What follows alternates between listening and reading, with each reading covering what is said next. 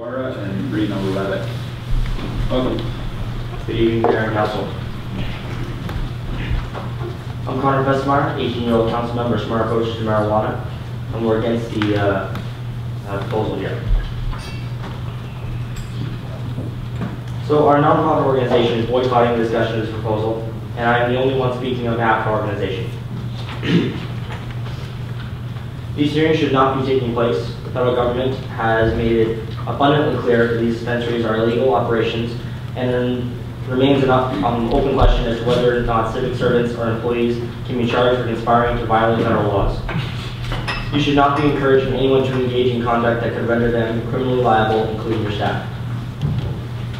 And it remains an open question to whether or not charges can be brought up on those who are supporting or facilitating crime activity or enterprises, or those who are profiting from criminal dealings, including organizations without limited to BC Hydro, who supply power to these legal operations, and the landlords who hold the leases to these operations and receive monies from them. It also remains an open question if the City of Vancouver is already in contravention of the BC Charter and or the Vancouver Charter. 14 licenses to illegal businesses have already been granted. If these licenses are not revoked with your full knowledge now of the nature of these businesses, that will put your compliance with the existing bylaws in question. The Vancouver Charter establishes the duty of the mayor to, at all times, causing the law for the government of the city and to duly enforce and obey. This power is exercised through bylaw 4450, section 4.8. Every license holder must comply with all federal and provincial law, and the insurance by the city of the license is not a representation of any kind of business is compliant with federal law, provincial or other laws, including bylaws.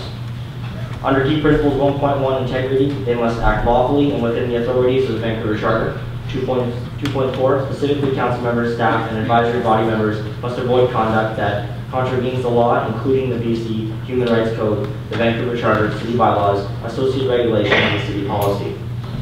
2.8, there should be uncertainty about the ethical issues about a conduct or decision. Council officials, staff, and advisory body members should consider the following. Is the conduct or decision lawful?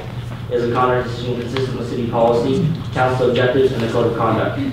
Will the outcome of the decision or conduct provide a private benefit to the individual, family, friends, or business interests?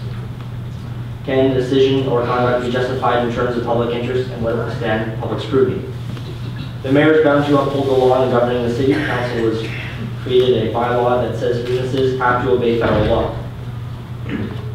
These dispensaries are an unnecessary access point for recreational marijuana. People buying marijuana from these dispensaries are turning around and selling these drugs for profit to kids who normally cannot easily attain them. I see this happen all the time with my friends' family members. Their dads or cousins, uncles will simply go to a dispensary, buy it, and give it to them or their friends. Marijuana is a huge problem in this country. Canada has the highest use rate among the Western world, and that's a UNICEF statistic. Marijuana is a dangerous psychoactive controlled substance under the Controlled Drugs and Substances Act of Canada, and the products are not safe not tested, and stands a direct threat. We need to do everything to reduce use, which means no advertising, no promotion, and no dispensaries. Thank you. Okay, thank you very much for